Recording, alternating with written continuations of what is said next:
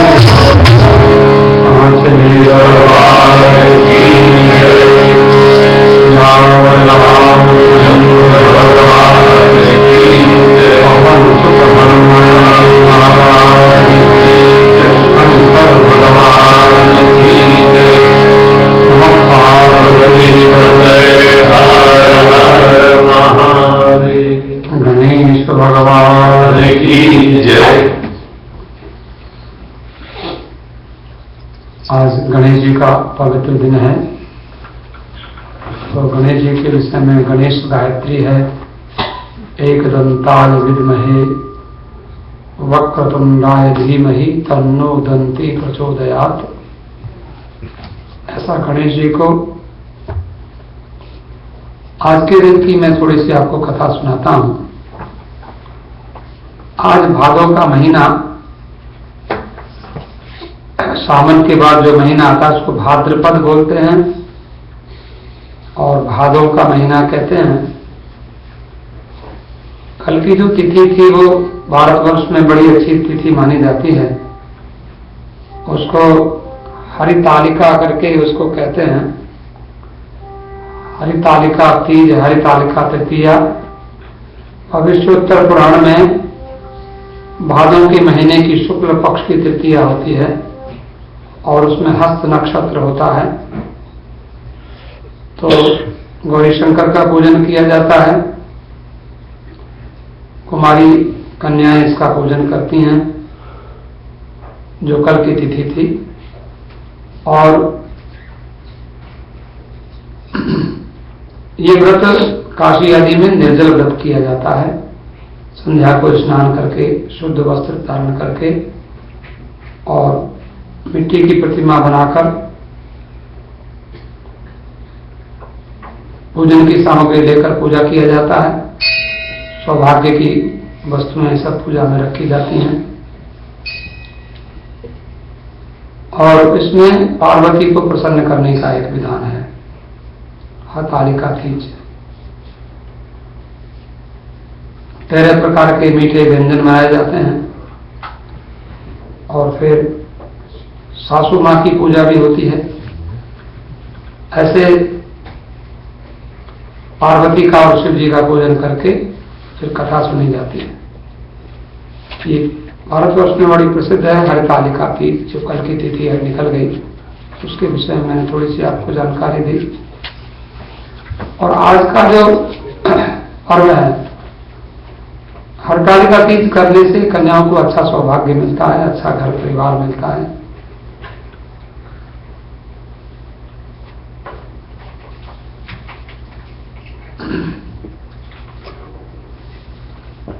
शंकर भगवान ने पार्वती को ये कथा सुनाई थी और शंकर भगवान ने कहा था कि देखो, तुमको पूर्व जन्म में जो जन्म प्राप्त हुआ था, दक्ष प्रजापति की पर तुम कन्या बनी थी। शंकर भगवान ने कहा, तुमने हिमालय के ऊपर गंगा जी के किनारे 12 साल तक तपस्या की थी और उसमें ऐसा लिखा हुआ है कि पार्वती जी नीचे मुंह करके तप करती रहती थी और किसी से बोलती नहीं थी, साधना में रहती थी। 12 वर्षों तक तपस्या की और 12 साल तक अन्न भी नहीं खाया। हिमालय के ऊपर पेड़ों के सूखे पत्ते खाकर रहती थी। तो फिर जब जनवरी का महीना, माघ का महीना आया था, तो माता जी ने जल में प्रवेश करके तपस्या करी थी। ठंडी में तो जल में खड़े होकर तपस्या की जाती है। और जब बैसाख का महीना आया, अप्रैल मई जून आदि, तो गर्मी में सूर्य के सामने बैठकर और चारों ओर से अग्नि जलाकर तब शरीर को तपाया। और सावन का महीना जब आया तो जब मूसलाधार वर्षा हुई तो खुले आसमान में बैठ गई बिना अन्न जल ग्रहण किए। 12 साल तक पार्वती ने ऐसी तपस्या करी। तो कहते तुम्हारे पिता बड़े दुखी होते थे, तुम्हारे पिता को बड़ा कष्ट होता था। एक दिन तुम्हारे घर नारद जी आए, तो नारद जी ने देखा कि तुम्हारे पिता ने उनका बड़ा सम्मान किया। नारद जी ने हिमाचल से पूछा कि मुझे विष्णु भगवान ने भेजा है और आपकी बेटी बहुत तपस्या कर रही है, तो विष्णु भगवान की इच्छा है कि तुम्हारी कन्या का विवाह होना चाहिए। नारद जी की बात सुनकर हिमाचल ने कहा कि ठीक है,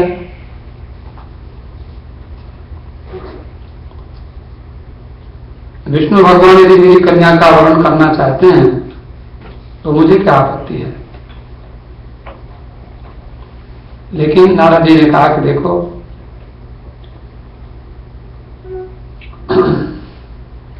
हर पिता चाहता है कि उसकी कन्या अच्छे घर में जाए और पति की प्रेयसी बने, पति उसे प्रेम करें। इस प्रकार से उनकी पुत्री पिता के घर सुखी जाती, पति के घर पिता के घर से भी ज्यादा सुखी रहेगी। तो भगवान शंकर ये कथा माता जी को सुना रहे थे और नारद जी तुम्हारे पिता की स्वीकृति पाकर विष्णु भगवान के पास गए और उनसे तुम्हारे ब्याह के निश्चित होने का समाचार सुनाया।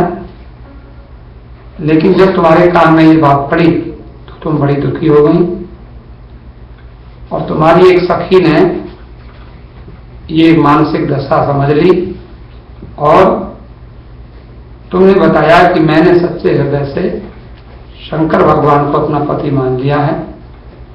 अब मेरे पिता हिमालय विष्णु के साथ मेरा विवाह करना चाहते हैं, अब मैं क्या करूं?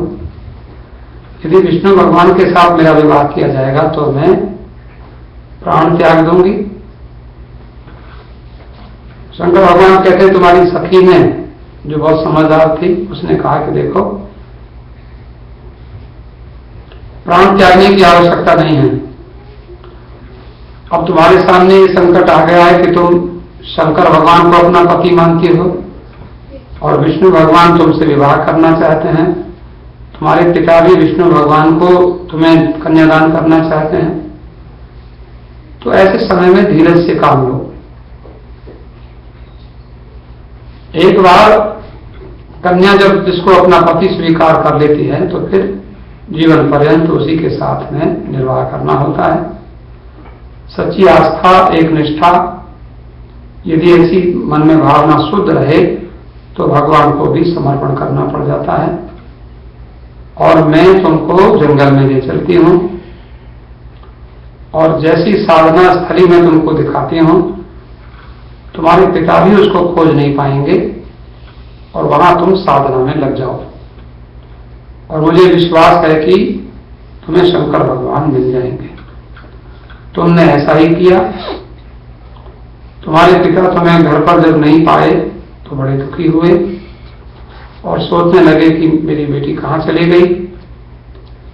मैं तो विष्णु भगवान को वचन दे चुका हूं, यदि विष्णु भगवान बारात लेके आ गए और कन्या घर पर नहीं मिली तो अपमान हो जाएगा, फिर मैं कैसे संसार को मुंह दिखाऊंगा। तो फिर हिमालय ने, गिरिराज ने तुम्हारी खोज शुरू कर दी। तुम्हारी खोज होने लगी हर जगह और तुम अपनी सखी के साथ नदी के तट पर एक गुफा में मेरी आराधना कर रही थी, शंकर भगवान कर रहे। तो ये भादव महीने का शुक्ल पक्ष आया और उसमें तृतीया तिथि आई जो कल चली गई है, उसकी बात हम कर रहे हैं। और हस्त नक्षत्र था। तुमने क्या किया? तुमने बालू का शिवलिंग बनाया और बालू का शिवलिंग बनाकर व्रत किया। रात भर मेरी प्रार्थना करती रही, रात भर मेरे गीत गाती रही, रात भर तुम सोई नहीं, जगती रही।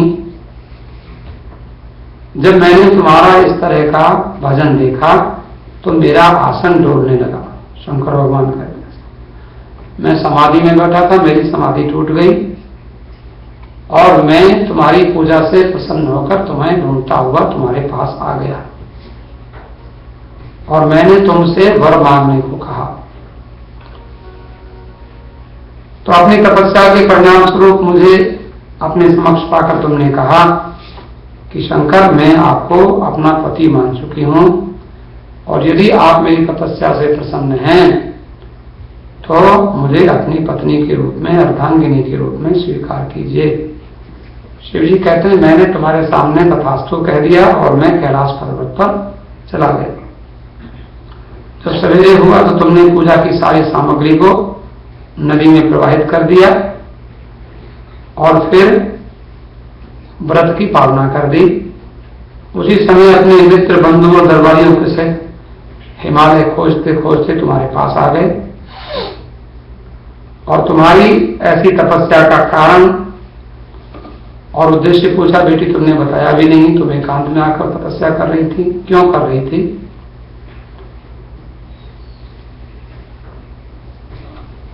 जो तुमने बताया, पिताजी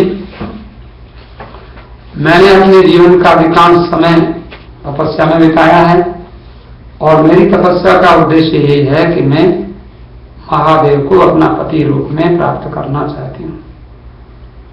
तो आज महादेव ने मेरी तपस्या को स्वीकार कर लिया है। आप मेरा विष्णु से विवाह करने का निर्णय ले चुके थे, इसलिए मुझको घर छोड़कर और जंगल में जाकर घनघोर तपस्या करनी पड़ी। अब मैं आपके साथ इसी शर्त पर घर में जाऊंगी कि आप मेरा विवाह विष्णु से ना करके महादेव से करेंगे। ऐसा जब पार्वती का वचन सुना तो गिरिराज हिमाचल मान गए। उन्होंने कहा ठीक है। और शंकर भगवान कहते हैं तुमको हिमालय में अपने घर ले गए और फिर शास्त्रोक्त विधि से मेरा और तुम्हारा विवाह हुआ। तो ये आपको हमने थोड़ी सी जानकारी कल की तिथि की भी थी कि गणेश जो भादों का महीना आता है और इसमें जो गणेश चतुर्थी आती है शुक्ल पक्ष की अमावस्या के बाद की जो चतुर्थी है, लेकिन उसके पहले तृतीय तिथि जो है वो भी बड़ी महत्वपूर्ण है। तो अब तो कल की तिथि निकल गई, लेकिन आगे आप अगले वर्ष के लिए ध्यान रख सकते हैं। जिनकी कन्या विवाह के योग्य हैं और उनको अच्छा वर पति चाहिए, विशेष रूप से इस पूजा को कर सकती हैं। और जो पति का प्रेम चाहती हैं उन स्त्रियों को भी पति का प्रेम सभी स्त्रियां चाहती हैं, इसलिए भारतवर्ष में ऐसी परंपरा है। हरितालिका तीज बड़ा प्रसिद्ध व्रत है जो कल का निकल गया। तो कहते हैं भादों के महीने की शुक्ल पक्ष की तृतीया को तुमने मेरी प्रारंभ आराधना करके जो व्रत किया था उसी के फलस्वरूप मेरा और तुम्हारा विवाह हुआ। तो इस व्रत को करने वाली कुमारियां मनोवांछित फल प्राप्त करेंगी। सौभाग्य की इच्छा करने वाली कन्याओं को ये व्रत पूरी निष्ठा से करना चाहिए, आस्था से करना चाहिए। शंकर भगवान ने कहा इसको हर तालिका तीज कहते हैं। पार्वती की सखी उसे पिता प्रदेश से हर माने हरण करके और जंगल में ले गई थी। हर माने हरण करने को कहते हैं, उसको चुरा कर ले गई थी, छिपा कर ले गई थी। हरत अर्थात हरण करना और आलिका माने सखी। हरत आलिका, हर तालिका, हरत आली सखी को कहते हैं। हर तालिका इसका नाम है। इसको कई लोग बूढ़ी तीज कहते हैं। तो सास जो है बहुओं को सुहाग का पिटारा देती हैं और बहुएं पैर छूकर सास को कुछ दक्षिणा देती हैं, उनको उनका आदर सम्मान करती हैं। ये मैंने थोड़ी सी आपको कथा सुनाई। अभी हम लोग आज की भी थोड़ी सी कथा श्रवण करेंगे। उसके पहले थोड़ा भगवान शंकर का बड़े प्रेम से स्मरण करें। मेरे साथ साथ सभी लोग आए।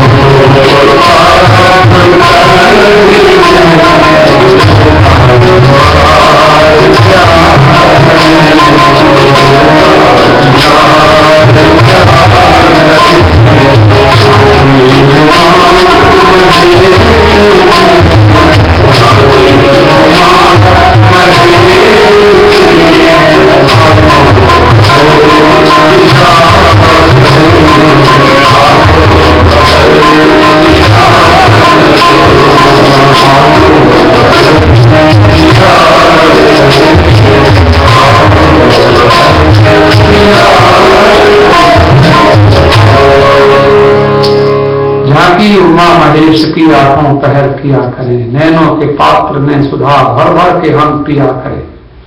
ऐसे भगवान शंकर का दर्शन हो।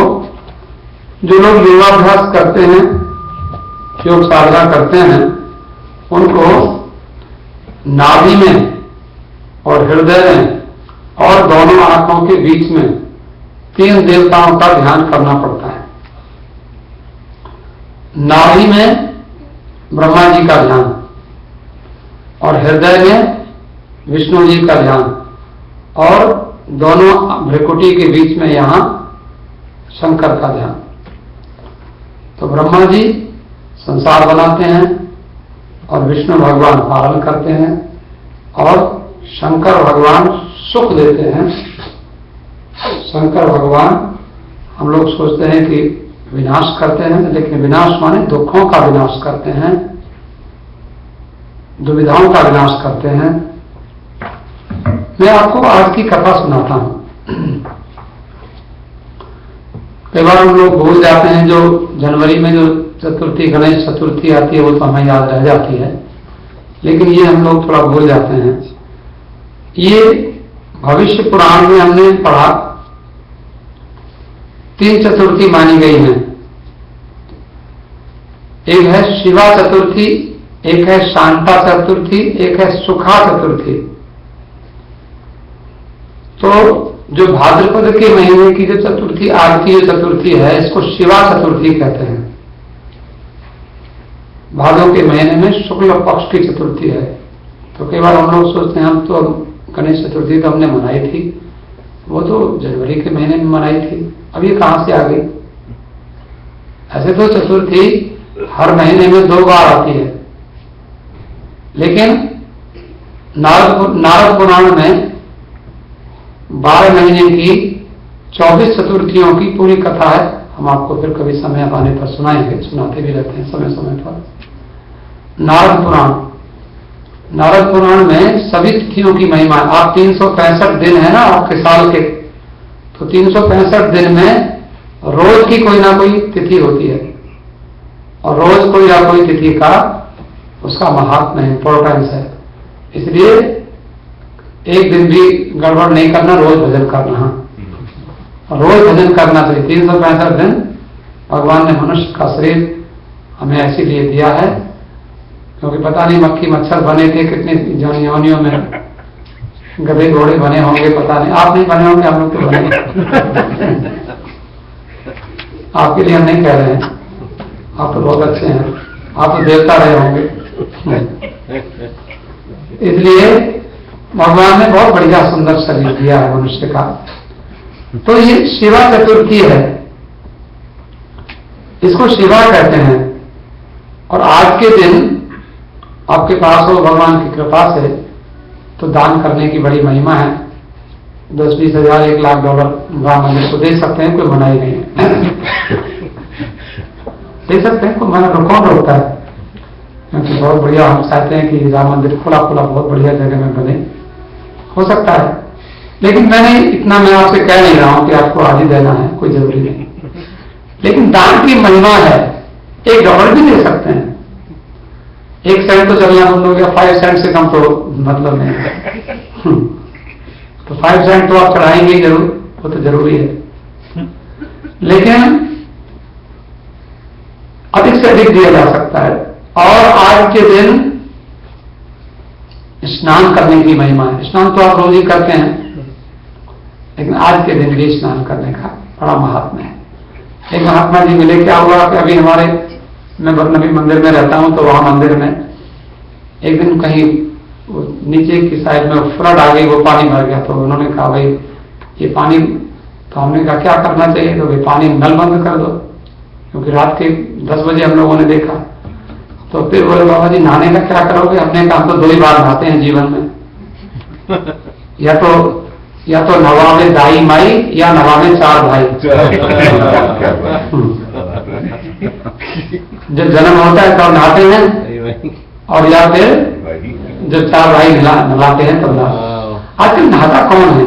नहाने का चक्कर छोड़िए, नहाने का मन करे तो पूल में चले जाओ आराम से, क्या जरूरत पड़ी है नहाने धोने की?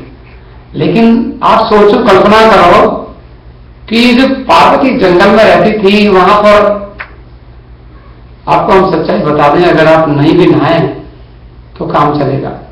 लेकिन हृदय से स्नानम मनोमल त्यागवा, मन में कोई मल नहीं होना चाहिए, मन में कोई गंदगी नहीं होनी चाहिए। लेकिन हाँ, ऐसा ना हो कि हम बैठे हैं और बगल वाला आकर के कहने लगे कि क्या नहा के नहीं आए हो गए। तो इसलिए हम लोग तो नहा लेते हैं। भगवान से बिना नहाए भी प्रसन्न हो जाते हैं, लेकिन बगल में जो हमारे बैठे रहते हैं लोग इधर उधर, इनके लिए नहाना पड़ता है ना। भगवान को आपका मन शुद्ध चाहिए, और अगर भगवान के लिए भी नहा लो तो फिर कहना क्या, बहुत अच्छी बात है। तो स्नान की महिमा है, दान की महिमा है, तप करने की महिमा है। तप किसे कहते हैं?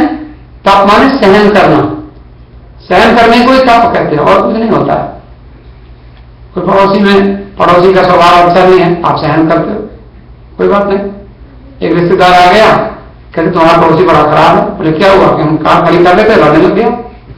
कहते आपने क्या कहा? मैंने कहा कुछ नहीं, मैंने सोचा आपसे पहले पूछ लेता हूँ। मैंने कहा बहुत अच्छा किया आपने, क्योंकि हम तो उसे 12 साल से सहन कर रहे हैं। 12 साल से हमारे साथ झगड़ा करने की कोशिश कर रहे हैं, लेकिन हमने आज तक उसे कुछ बोला नहीं। वो बोलता है, हम सिर्फ उसकी बात सुन लेते हैं और अंदर जाके आराम से बैठ जाते हैं। कोई चिंता हमें बोलता है, हम उससे कुछ हंस देते हैं, जब वो कुछ बोलता है हम उसको स्माइल कर देते हैं। इसको तपस्या कहते हैं। आप अगर तपस्या माने संस्कृत में तप माने सहन करना। झगड़ा करोगे बिना मतलब में और कोई झंझट ही तो बढ़ेगा क्या? कोई जीवन बढ़िया थोड़ी बनेगा। संसार में तपस्या माने सहन करना, जितना हो सके सहन करने की कोई सीमा नहीं है, जितना हो सके सहन करना। एक पंडित जी थे और सहन करते थे।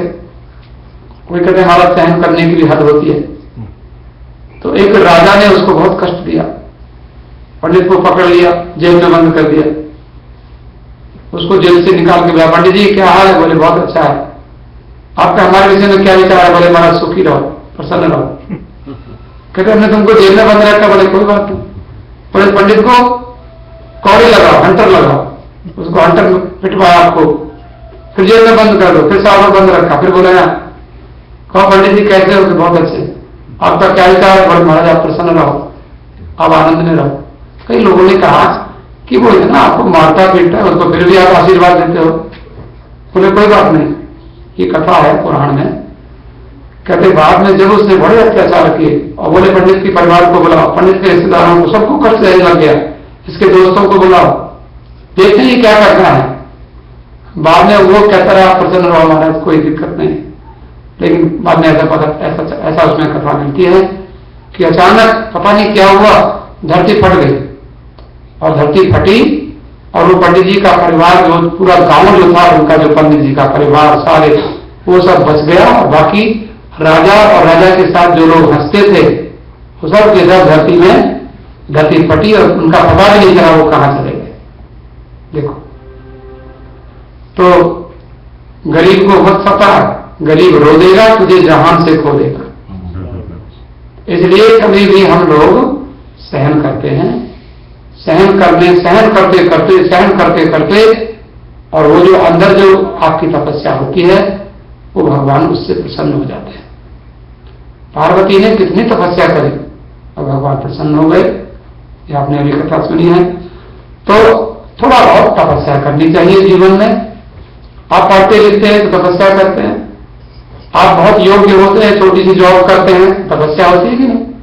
लेकिन भगवान फिर धीरे से आपको अच्छी जॉब दे देते हैं। आपके जीवन में बहुत सारी चीजें जरूरत पड़ती हैं, आपको नहीं मिलती है, प्रतीक्षा करनी पड़ती है आपको, फिर भगवान की कृपा से वो मिल जाती है तो आपको बड़ा सुख होता है। तो तपस्या का फल मीठा होता है।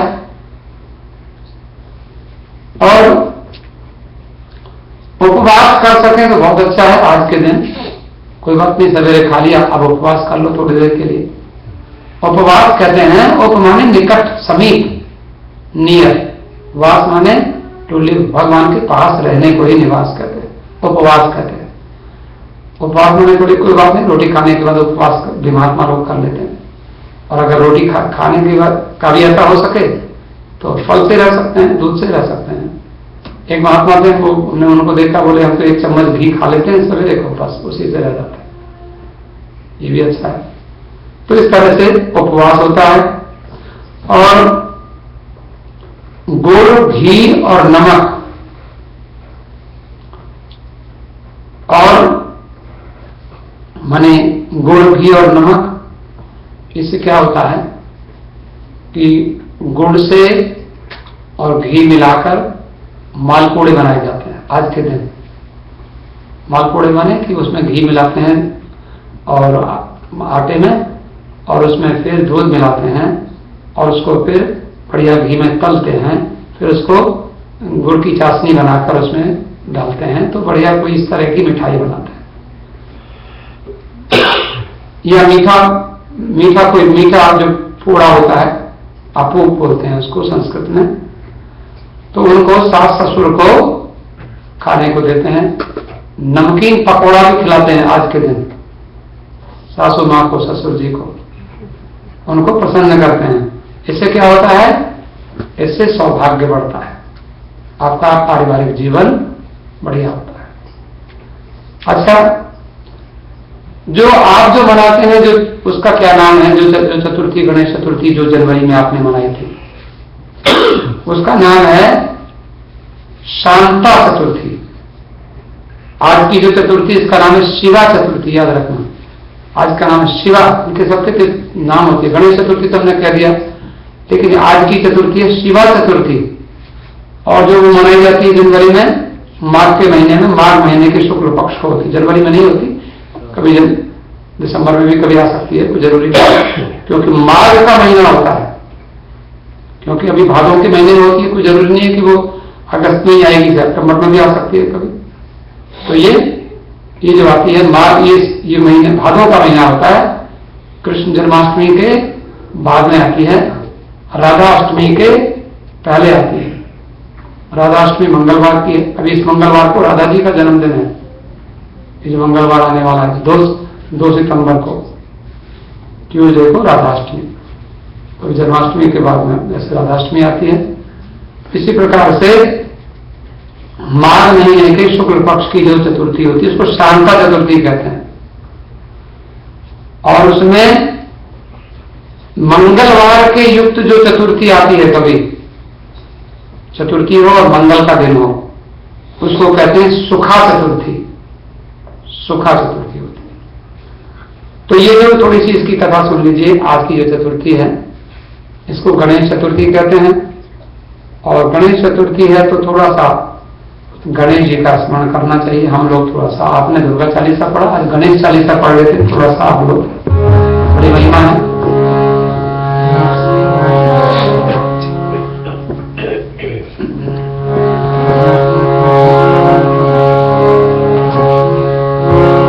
स्मराणि मनात मनात बंधम सिंदूरपूर परिशोधित गंधयुग्मम उद्दंड विघ्न परिखंडन परिखंडन खंडन चंद महाखंडलादि सुरनायक वृंदवन्यम। जय गणपति सद्गुण सदन कविवर वदन कृपाल विघ्न हरण मंगल करण जय जय गिरिजाला।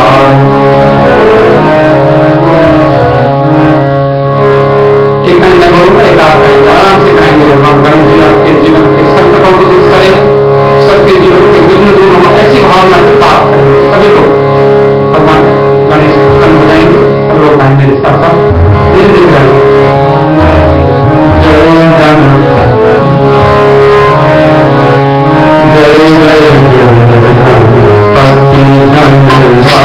जय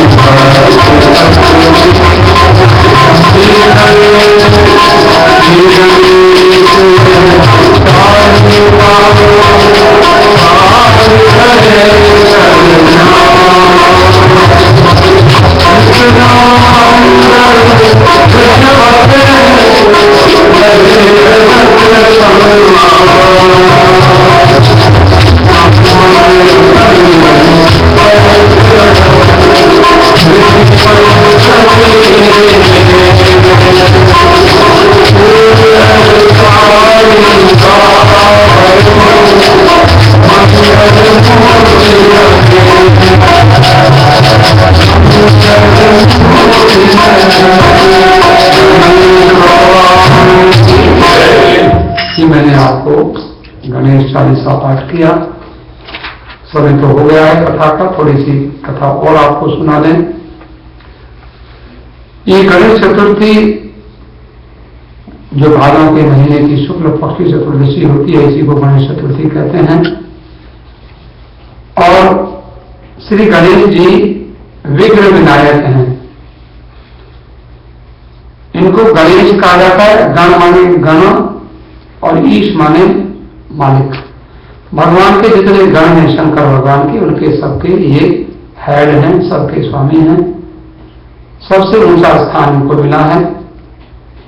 तो ऐसे कहते हैं भादों के महीने में शुक्ल पक्ष की चतुर्थी को दोपहर के समय में गणेश जी का जन्म हुआ था। और गणेश जी बुद्धि के देवता हैं। गणेश जी का वाहन चूहा है और रिद्धि सिद्धि इनकी दो पत्नियां हैं। और इनका जो प्रिय भोग है वो लड्डू है। मोदक प्रिय मुद मंगलदाता, विद्या वारिधि बुद्धि विदाता, ऐसा तुलसीदास जी कहते हैं। और सवेरे को स्नान आदि करके गणेश जी की मूर्ति बना सकते हैं। भगवान ने किसी को सामर्थ्य दी हो तो आज के दिन सोने की मूर्ति बना सकते हो।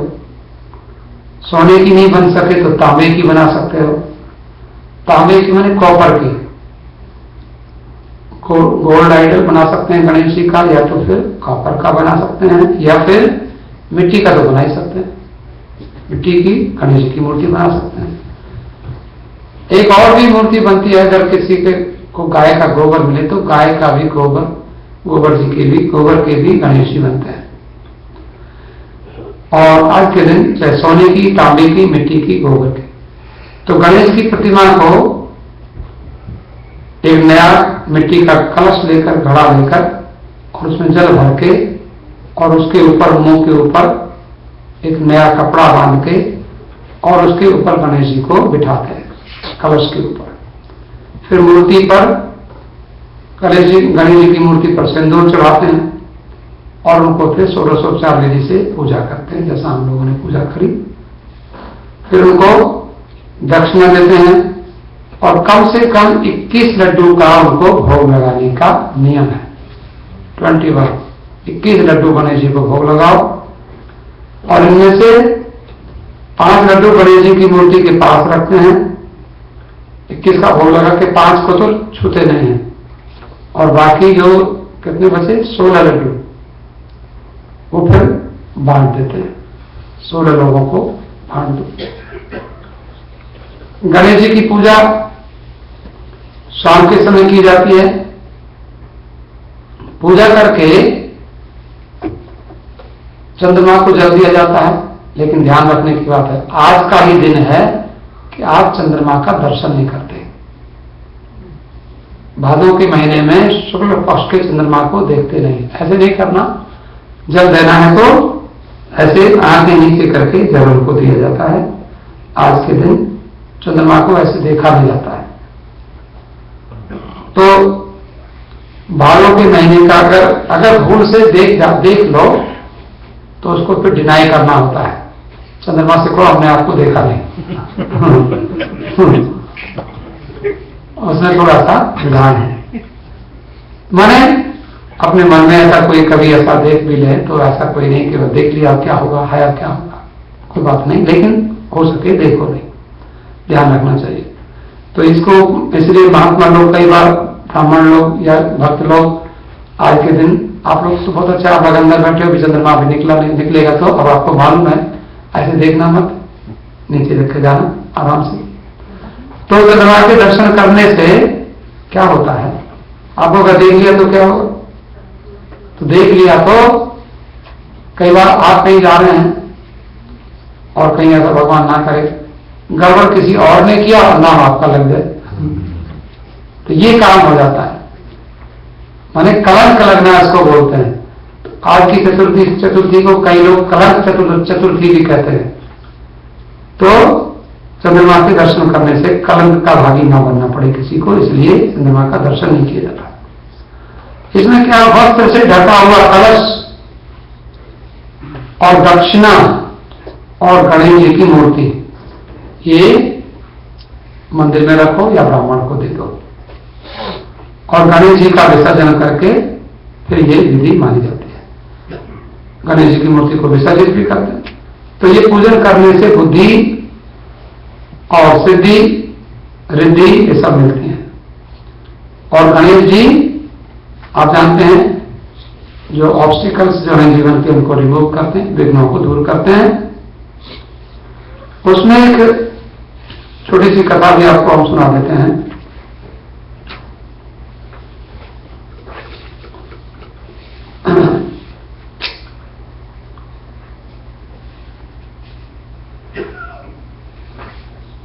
कि माता ने गणेश जी का पूजन किया था। और आप याद रखें कि गणेश जो हैं वो माता जी के भगवती के पुत्र हैं, पार्वती के पुत्र हैं।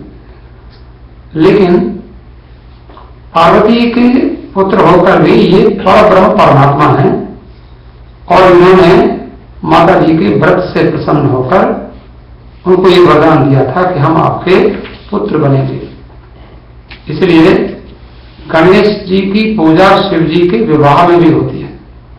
शिव जी के बेटे जरूर हैं, इसलिए वेद में भी इसका गणेश अथर्व शीर्ष करके वेद में ऐसा एक शीर्ष है जो हमने पिछली बार आपको पाठ किया भी था। तो वो इसलिए वेद में इसका वर्णन है। तो गणेश जो है वो परमात्मा है, परब्रह्म है, तो वो ही इनके माता जी के पुत्र बने हैं।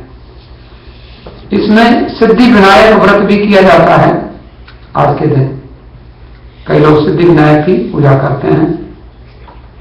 काशी में तो मैं रहता था, तो काशी में जैसे आप काशी में जैसे आप कई एक स्थान जैसे काशी है ना, इतना बड़ी काशी है, उसमें ऐसे आवरण हैं और आवरण में माने 7 आवरण हैं। एक बीच का आवरण है, फिर उसके ऊपर का है, फिर उसके ऊपर का है, फिर उसके ऊपर, फिर उसके ऊपर, ऐसे 7 आवरण हैं काशी के। उसमें 7 आवरण, एक आवरण में 8 गणेश जी की मूर्ति रहती है।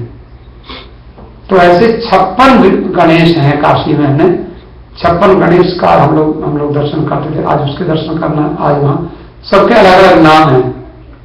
सिद्धि विनायक उनमें एक गणेश वहां सिद्धि विनायक भी हैं जो सिद्धि देते हैं। तो कहते हैं गणेश जी का जन्म दोपहर को हुआ था और आज के दिन भी गणेश उत्सव मनाया जाता है। और इसमें मध्याह्न, अगर मध्याह्न के समय जो तिथि होती है वो चतुर्थी, दोपहर को अगर सुबह को चतुर्थी हो दोपहर को ना हो तो उस दिन मन नहीं मनाते। दोपहर को गणेश चतुर्थी होनी चाहिए।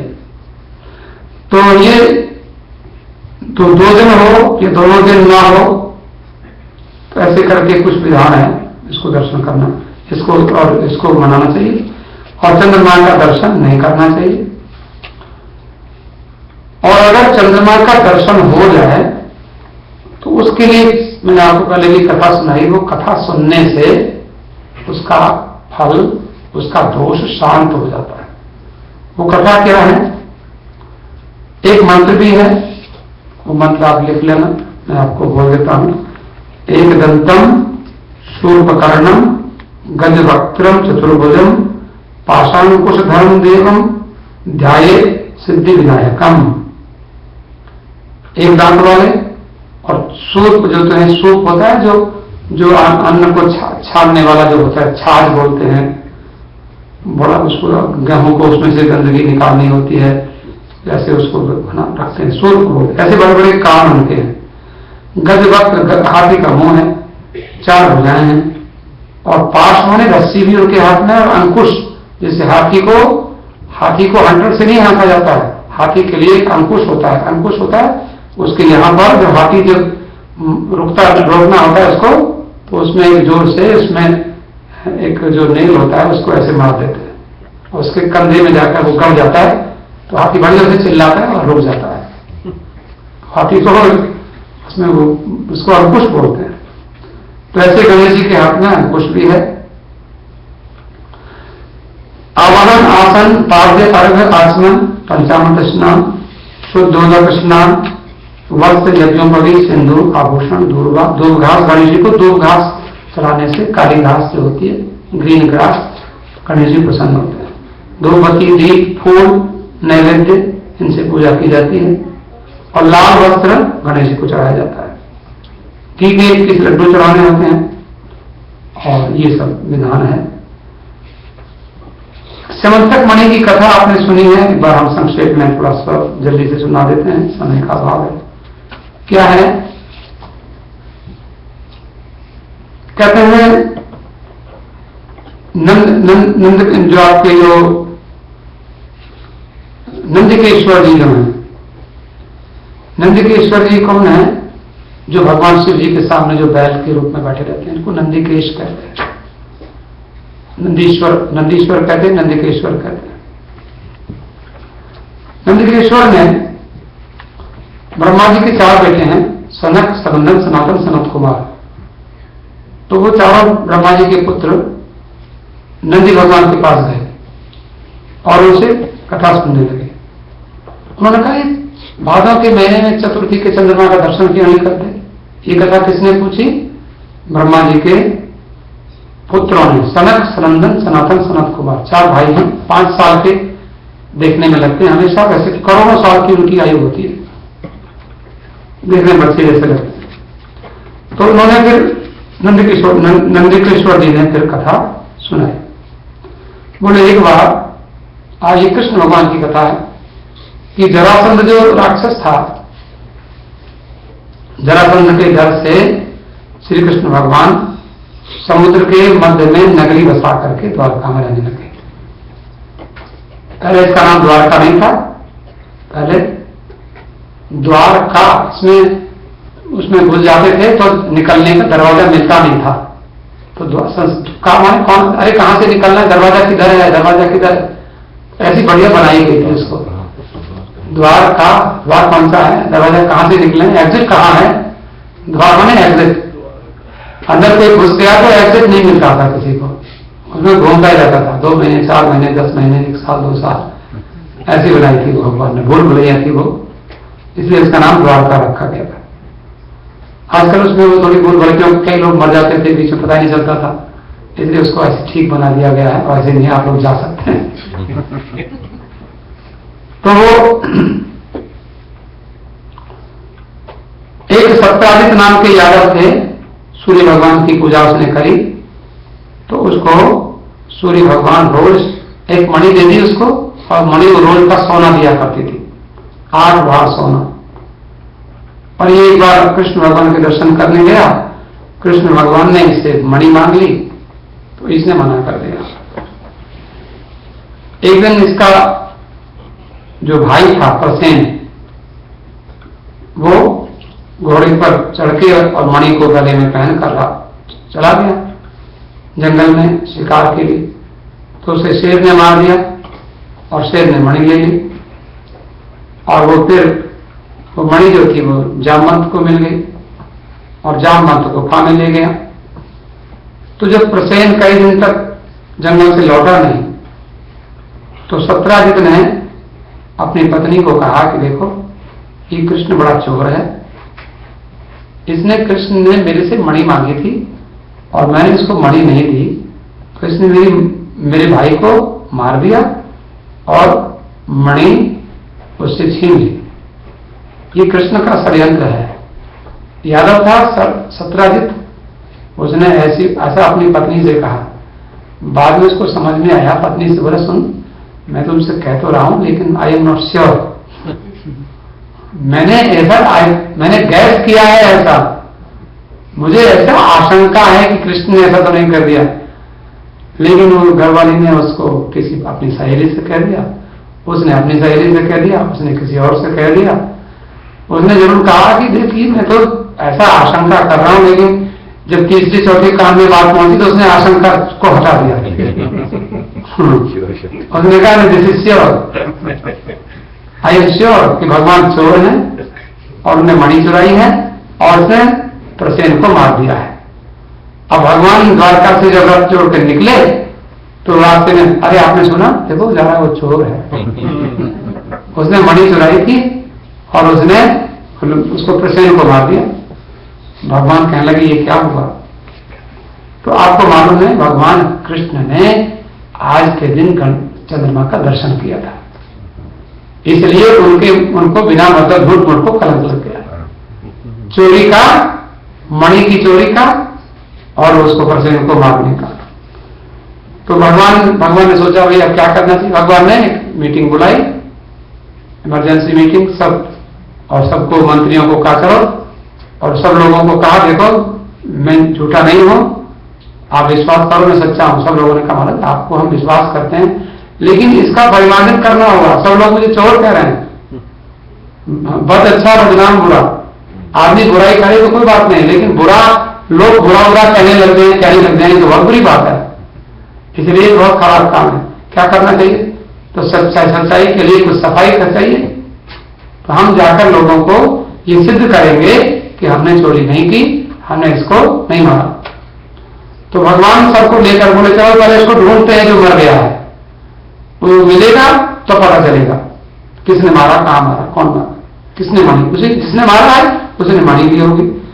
जब ढूंढते ढूंढते गए तो वहां घोड़ा मरा हुआ मिला, जिस घोड़े पर वो प्रसेन बैठ कर गया था। उसने देखा देखो घोड़ा किसने मारा? तो वहां शेर के पैर लगे थे, बोले शेर ने मारा। फिर बोले कि तो शेर ने मणि ली होगी। शेर आगे गया तो आगे शेर मरा हुआ मिला, बोले देखो शेर यहां मारा पड़ा। शेर को किसने मारा? आगे भालू के जो बीड़ होता है उसके पैर लगे मिले, बोले इसको किसी भालू ने मारा है। बोले भालू के पैर, भालू कहां गया मारकर? शेर को भालू ने मार दिया। शेर बड़े ताकतवर होते नहीं कि कोई भालू इतना ताकतवर होता है कि शेर को मार देता है। शेर को मार के वो भालू एक गुफा में घुस गया। भगवान ने चलो गुफा में चलते हैं, गुफा में गए तो गुफा में अंधेरा था। तो द्वारका के जो भगवान के साथ बहुत सारे लोग गए थे, लेकिन सारे लोग बोले कृष्ण आप जाओ अंदर, हम अंदर नहीं जा सकते। सबके सब बाहर लौट आए, हम आपका यहां वेट करते हैं। 1 दिन 2 दिन 4 दिन 5 दिन 7 दिन तक, 1 वीक तक रुके रहे। 7 दिन के बाद उन्होंने सोचा लगता है वो भालू ने मार दिया कृष्ण को, तो कृष्ण तो मर गया। तो सब द्वारकावासी जो थे वो सब छोड़ के आ गए अंदर। अंधेरे में कोई जाता नहीं, कोई किसी के साथ मरता है क्या? तो लोग छोड़ के आ जाते हैं। तो बोले कि क्या करना है, चलो सब लोग चले गए। इधर 21 दिन तक लगातार युद्ध हुआ। माने वहां अंदर जब भगवान पहुंच गए तो जाके देखा एक बच्चा मणि से खेल रहा था। भगवान ने कहा मणि तो मिल गई, मणि तो यही है। तो भगवान जैसे ही मणि को ध्यान से देखने लगे तो उस बच्चे को कोई एक महिला खिला रही थी, जो बच्चों का पालन जैसे डे केयर होता है ऐसे डे केयर में जो महिला होती है, इस तरह की एक महिला उसकी सेवा करने वाली थी।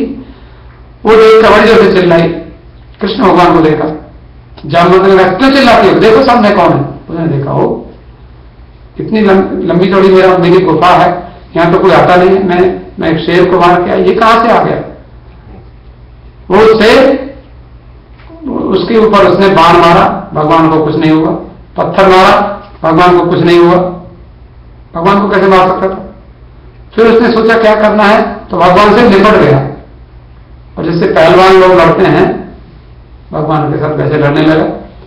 तो भगवान 27 दिन तक उसके साथ लड़े और 27 दिन के बाद दोनों में आपस में कोई भी ना हारा ना जीता। भगवान ने सोचा अब तो इसको हराना ही होगा।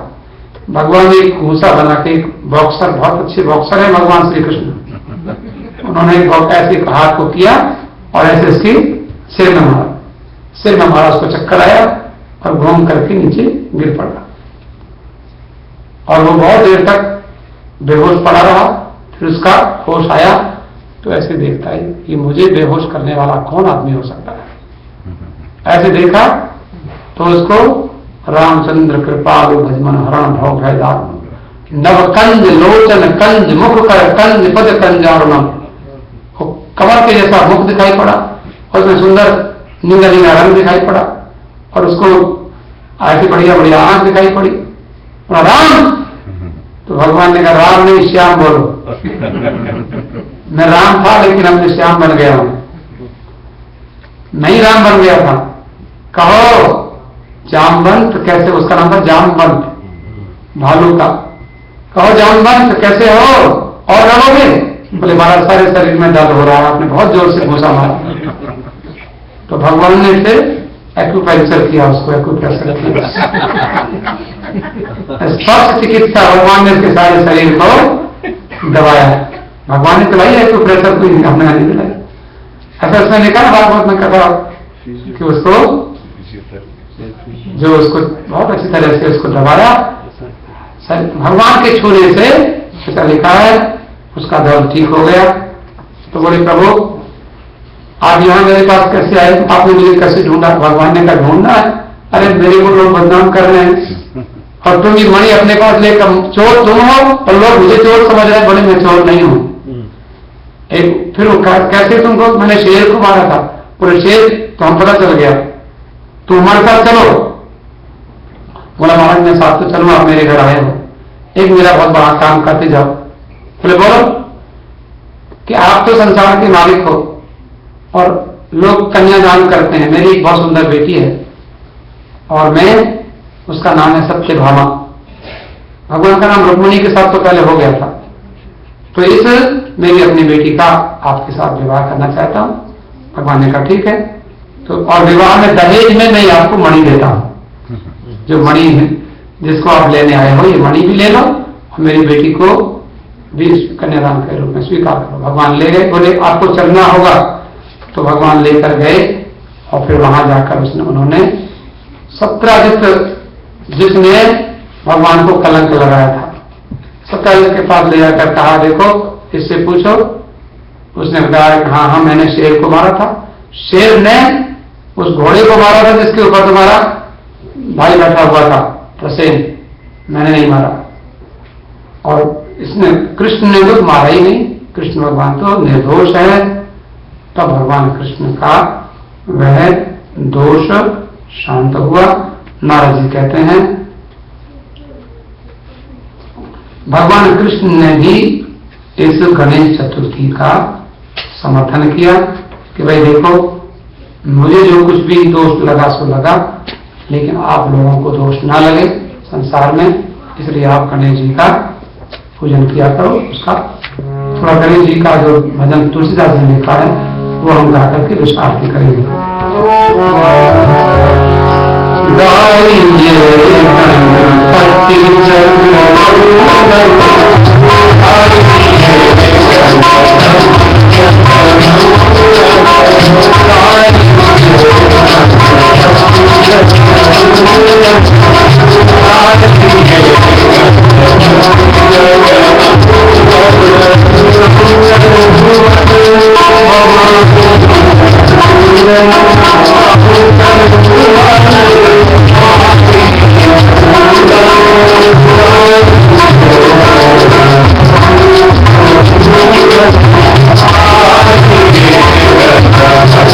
Yeah.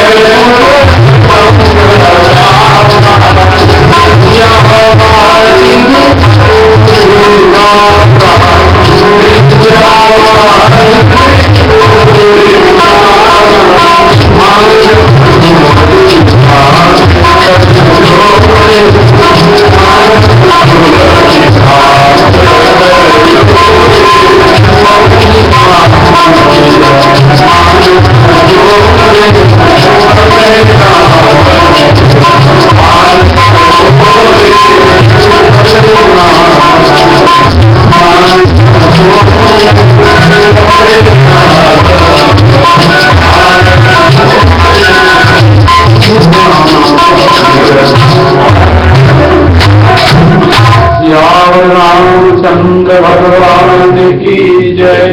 आरती करें श्रद्धा से।